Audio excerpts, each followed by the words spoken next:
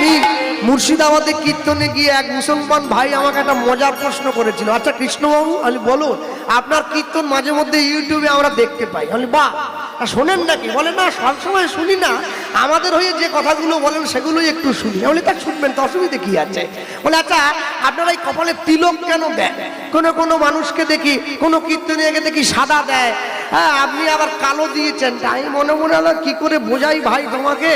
তা আমি দেখলাম ওনার মাথায় আবার টুপি আছে, ছোট টুপি। তাহলে দাদা আপনি টুপি কেন পরেছেন? বলে ওটা অনেক ব্যাপার, ওটা আপনাকে বললে আপনি বুঝবেন না।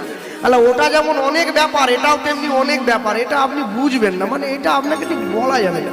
আপনি যে কারণে টুপিটা পরেছেন আমি সেই কারণেই তিলকটা দিয়েছি। তিলক শুধু বৈষ্ণবরা দেবে তা নয়, যারা ভগবানের চরণাশ্রয় করেছে ওরা তিলক দেবে, আর বাকিরা ওকে টোন কাটবে, এ করলে চলবে না। তিলক সবাই দিতে পারে। ও আমার দেশের মাটি তোমার পরে ঠেকাই মাথা। দেশের মাটি কপালে ঠেকালে কেউ ছোট হয়ে যায় না। রাস্তায় পুলিশ দেখলে যেমন সম্মান করি, ডাক্তার বাবুকে সম্মান করি, পুরনো মাস্টারমশাইকে সম্মান করি, বৈষ্ণবকে দেখলেও তোমাকে সম্মান করতে হবে, তবে তুমি ভগবানের কৃপা পাবে। আর না হলে যতই ওই ঠাকুরের সামনে গিয়ে কোনো লাভ নেই, নিট ফল জিরো। তুমি আসল জায়গাটায় ভালোবাসো না, নকল জায়গাটায় গিয়ে হাততালি দিয়ে তাকে কি দেখাচ্ছে? হ্যাঁ, আমি আসার সময় প্রণাম করতে উঠে এক মাকে দেখলাম, সে রাধা গোবিন্দকে পিছন দিকে নিয়ে সেলফি তুলছে। আমাকে দেখে আবার ফোনটা লুকিয়ে নিচ্ছে। মা, ভগবানকে পিছন দিকে দিয়ে ছবি তুলতে নেই, সামনে রেখে ছবি তুলতে হয়। হ্যাঁ, কর গুণে ভগবান লাভ করতে পারবে না, তুমি ব্যর্থ হবে। মনে রাখবেন, আপনি জগতে যাই কিছু করুন না কেন, যেভাবেই চলুন না কেন, যেদিন আপনি পৃথিবীর থেকে চলে যাবেন না, আপনাকে সবকিছুর হিসেব দিয়ে এখান থেকে যেতে হবে। হ্যাঁ, আমি কদিন আগে, এই বিগত দিন দুয়েক আগে ফেসবুকে একটা ভালো জিনিস আমার চোখে পড়লো।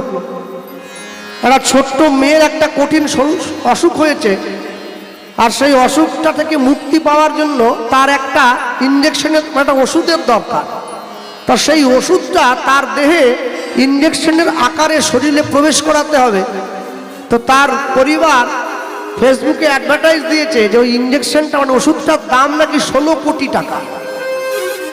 তা ভারতবর্ষের মানুষের কাছে গিয়ে তারা অনুরোধ জানিয়েছে যে ওই একটা QR কোড দেওয়া আছে, বলছে আপনারা ওটার মধ্যে দিয়ে 1 টাকা 1 টাকা 1 টাকা করে সাহায্য করলে তাহলে আমাদের ছোট শিশুটা প্রাণে বেঁচে যায়। আসতে আশ্চর্য কি জানেন? আশ্চর্য এখানে নয়, 16 কোটি টাকার ওষুধ দিলে হয়তো মেয়েটা বেঁচে যাবে, হয়তো তার পরিবারবর্গ তাকে চেষ্টা করবে বাঁচাবার জন্য, বা যারা এইটা ভারতবর্ষের মানুষ যারা এই পোস্টটা দেখতে পাচ্ছে তারা দেখে হয়তো তার জন্য সাহায্যও করবে। কিন্তু এই অসুখটা সেরে গেলে মেয়েটা প্রাণে বেঁচে যাবে। আমরা প্রত্যেকটা ভারতবাসী, আমরা প্রত্যেকটা জগৎ জীব, আমাদের জীবনে সব থেকে একটা বড় অসুখ আছে, যে অসুখটার নাম হচ্ছে ভবরোগ।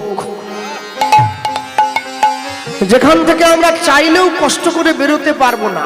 এমনই একটা রোগ না, এটা দেওয়ার সময় সংসারে দিয়েই আমাদেরকে পাঠানো হয়েছে। রামকৃষ্ণ পরমহংসদেব বিবেকানন্দকে বলেছিলেন, জানিস তো নরেন, যখন ছোট্ট শিশুটার জন্ম হয় না, জন্মাবার পরে 3 বার কাঁদে, ওয়া ওয়া করে 3 বার কাঁদে। বলে 3 বার কেন কাঁদে? রামকৃষ্ণদেব উত্তর দিয়েছিলেন, 3 বার কাঁদে কেন জানিস? বলে এ কাহা, এ কাহা, এ কাহা, আমি কোথায় এলাম, আমি কোথায় এলাম? গর্ভে ছিলাম, যোগে ছিলাম, ঘুমে পড়ে খেলাম মাটি, দাত্রীতে কাটিল নারী, মায়ার বেড়ি কিসে কাটি। দাত্রী নারী কেটে আলাদা করে দিয়েছে দেহটা। আসতে শুধু ওই রাধা গোবিন্দ মন্দিরে দাঁড়িয়ে একটুখানি ঘুরে মেলায় একটু ফুচকা খেয়ে তারপরে খিচুড়ি খেয়ে বাড়িতে গিয়ে শুয়ে পড়লে হবে না, জীবনের মূল্যায়ন করতে শিখতে হবে। তো হ্যাঁ, মনে রাখবেন, মন্দিরটা মন্দিরের জায়গাতেই থেকে যাবে। আজকে যে কমিটি আছে কালকে সে কমিটি হয়তো থাকবে না, কিন্তু মন্দিরটা থাকবে। আগামী বছরে আবার উৎসব হবে, আবার আরো ভালো ভালো কীর্তনীয়রা আসবে, আবার খিচুড়ি পাবেন। কিন্তু মনে রাখবেন, জীবনের মূল্যবোধ যদি একবার হারিয়ে যায় না, আর কিন্তু ফিরে পাবেন না। মানুষ যদি একবার অসৎ পথে চলে যায়, সৎ পথে ঘুরে আসা খুব কঠিন আছে। তাই জীবনে কোনোদিন যত কষ্ট হোক অসৎ হবেন না। যদি একবার অসতের হাত ধরেছেন, রবীন্দ্রনাথ ঠাকুর লিখেছিলেন, আম্র কহিছে শুনো হে মাকাল ভাই, আছিনু বনের মধ্যে সমান সবাই। আম গাছটা বলছে মাকাল ফলের গাছকে, তুমিও গাছ আমিও গাছ, তুমিও ফল দাও আমিও ফল দিই। তফাৎ কি? মানুষ লইয়া এলো আপনার রুচি, মূল্যভেদ ঘুচে গেল, সাম্য গেল টুটি। মানুষ তোমাকে গ্রহণ করেনি, আমাকে গ্রহণ করেছে। তাই তো আমি খোড়া হয়েও 200 টাকা কিলো। খোড়া মানে আমি ল্যাংড়ার কথা বলছি, ল্যাংড়া, ল্যাংড়া মানে তো খোড়াই হলো নাকি? খোড়া আম 200 টাকা কিলো। মানুষ তো রুচি এনেছে, তা মানুষ যদি রুচি আনে, সেই রুচির বশে এত মূল্যবোধ বেড়েছে। তাই জীবনে যদি মূল্যবোধের বিচার করতে চান, আপনাকে সহজ হয়ে যেতে হবে। তোমার লাগবে না জপ, লাগবে না ধ্যান, তন্ত্র মন্ত্র লাগবে না, আগে সহজ হও। তুমি সহজ হলেই পাবে ঠিকানা। তোমাকে সহজ হয়ে যেতে হবে, তোমাকে সরল হতে হবে। তুমি, আমার বাবা বলতেন, বলে জানো কৃষ্ণ, মনে রাখবে তুমি একদিনকে অনেক বড় জায়গায় যাবে, আমি আশীর্বাদ করে গেলাম। শোনো, তুমি কপালে তিলক দিয়েছ, গলায় মালা দিয়েছ, ভগবানের নাম স্মরণ করো, একাদশীর দিন তোমার গান নেই, ছুটি, তুমি বাড়ির দোতলার বারান্দায় ঘুরে ঘুরে মালা জপ করছো। আর এমন সময় তুমি দেখছো গ্রামের কিছু মায়েরা এসে তোমার বাড়ির জলের কল থেকে তারা জল নিয়ে ঘরে ফিরে যাচ্ছে। তুমি কাউকে কিছু না বলে সকলের অলক্ষ্যে গিয়ে জলের কলটায় তালা দিয়ে দিলে। তুমি মনে রেখো বাবা, শেষ জীবনে কিন্তু তোমাকে জল বিনেই চলে যেতে হবে। এই মালা তিলক তোমাকে রক্ষা করতে পারবে না। তাই সবার আগে না কর্মটা ভালো করবে। কর্ম তোমার ভালো হলে ভাগ্য তোমার দাসী, আর হৃদয় তোমার ভালো হলে ঘরেই মথুরা কাশী। চারদিকে ছুটে যাও, গয়া যাও, কাশী যাও, মথুরা যাও, বৃন্দাবন যাও। তুমি নবদ্বীপে গিয়ে যদি পেঁয়াজি কিনেই খাবে, নবদ্বীপ কেন গেছো? উস্তি বাজারেই কিনে খাও। হ্যাঁ, নবদ্বীপ আমিষ খাওয়ার জায়গা হলো। ধামে গিয়ে মানুষে আমিষ খায়, তীর্থস্থানে গিয়ে আমিষ খেলে তীর্থস্থানের মহিমা নষ্ট হয়ে যায়। তাই আমি সবাইকে বলবো, যারা বসে আছেন, দাঁড়িয়ে আছেন, যে কতটুকু সময়ই থাকবেন, 1 ঘন্টা থাকুন, চাই 2 ঘন্টা থাকুন, চাই শেষ পর্যন্ত থাকুন, জীবনকে এমনভাবে গড়ে তুলবেন, যেদিন প্রথম তুমি এসেছিলে ভবে, তুমি কেঁদেছিলে হেসেছিল সবে, এমন জীবন তুমি করিবে গঠন, যেদিন মরণে হাসিবে তুমি কাঁদিবে ভুবন। জীবনকে এমন ভাবে তৈরি করতে হয়, যেদিন চলে যাবে পৃথিবীর থেকে, তোমার চলে যাওয়াটা দেখে সকলে কাঁদবে, কিন্তু তুমি হাসতে হাসতে চলে যাবে। সেদিন তুমি বুঝবে জীবন আমার সঠিক করে গঠন হয়েছিল। রাখবেন, আমাদের জীবনে চাওয়া পাওয়া কোনোদিন ফুরোবে না, আমাদের জীবনের আকাঙ্ক্ষা কোনোদিন ফুরোবে না। তাই আকাঙ্ক্ষার আগুনটাকে নেভাতে গেলে সবার আগে নিজেকে একটু আকাঙ্ক্ষা থেকে দূরে সরে আসতে হবে। আসতে কথা না। এই যে আজকে ইউটিউবে ছেলেগুলো সব এসেছে ভিডিও করার জন্য, আমাকে কমিটি দাদা ভাই একজন গিয়ে বলল, দাদা ওরা সকলে ছুটে এসেছে ভিডিও রেকর্ডিং করবে, তো আমাদের একটা আর্জি আছে। আমি বলি বলুন। বলে আমাদের আর্জি, আমাদের মন্দিরে রাধা গোবিন্দের সেবায় ওরা যেন কিছু একটু দেয়। আমি বললাম আপনারা আলোচনা করুন, আলোচনা করে একটা সিদ্ধান্ত করে ওদেরকে জানান, ওরা সাধ্য মতো দেবে। তারপর আলোচনা হয়েছে, ওরা দিয়েছে।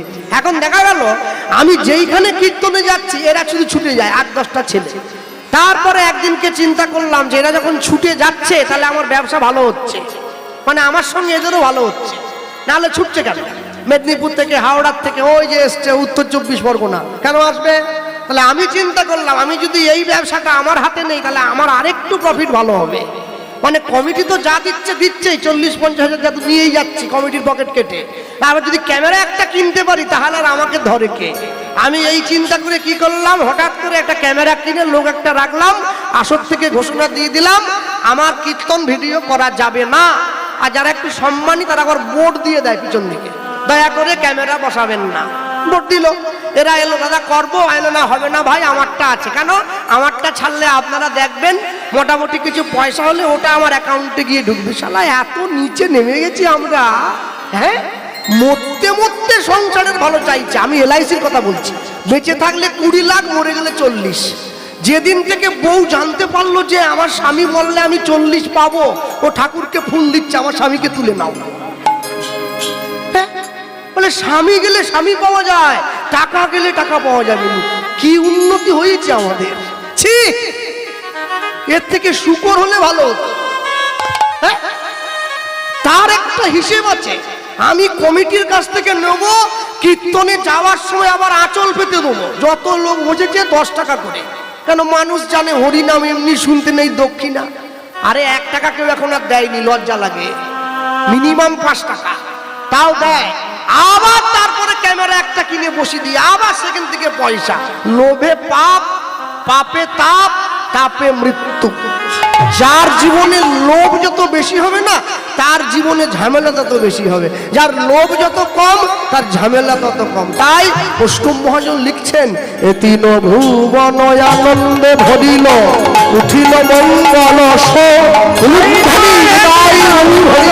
আনন্দে ভরিল, উঠিল মঙ্গল। তিন ভুবন আনন্দে ভরিল, উঠিল মঙ্গল। ভুবন আনন্দে ভরিল, উঠিল মঙ্গল। হবে কাহে প্রেমানন্দ এমন গৌরাঙ্গের বিনা জন্মিল। মানে কাহে প্রেমানন্দ এমন গৌরাঙ্গের বিনা জন্মিল। হবে কাহে প্রেমানন্দ এমন গৌরাঙ্গের বিনা জন্মিল। কাহে প্রেমানন্দ এমন গৌরাঙ্গের বিনা জন্মিল। আমার ভাগ্যে হলো না, আমার ভাগ্যে হলো না, আমার ভাগ্যে হলো না, আমার ভাগ্যে হলো না। সবাই তোমার নাম নিল, আমার ভাগ্যে হলো না। সবাই তোমার নাম নিল, বলি আমি তো করে রইলাম। আমি হলো না, আমি তো করে রইলাম। আমার ভাগ্যে হলো না, আমার ভাগ্যে হলো না। কাহে প্রেমানন্দে এমন গৌরাঙ্গের বিনা জন্মিল। কাহে প্রেমানন্দে এমন গৌরাঙ্গের বিনা জন্মিল। অতিন ভুবন আনন্দে ভরিল, উঠিল মঙ্গল স্বর। মঙ্গল স্বর কহে প্রেমানন্দ এমন গৌরাঙ্গে, এমন গৌরাঙ্গে রতিনা জন্মিল। রতিনা রতিনা জন্মিল। চলুন ছোট্ট করে গৌরচন্দ্রিকা শেষ করলাম। লীলা মাধুর্যের মধ্যে প্রবেশ করতে গিয়ে আর একযোগে সবাই একসঙ্গে করে করতালি দিয়ে বলে নিতেই পারি, যে যেখানে যে স্থানে বসে আছি একসঙ্গে বলবো। তারপরে হরিনামে প্রবেশ। বলতে গিয়ে বলবো, একসঙ্গে বলবে, কেউ যেন বাদ না যায়। হরিনাম সংকীর্তনে সবার অধিকার। আমরা বলবো, কৃষ্ণ নাম কৃষ্ণ নাম, কৃষ্ণ নাম করো, কৃষ্ণ নাম কৃষ্ণ নাম, কৃষ্ণ নাম করো। একটু হাত তোলা যায়? এবার মায়েরা কোনের দিকে হাত বাড়িতে রেখে এসছো নাকি? চলো। Please subscribe my YouTube channel and like, comment, share please.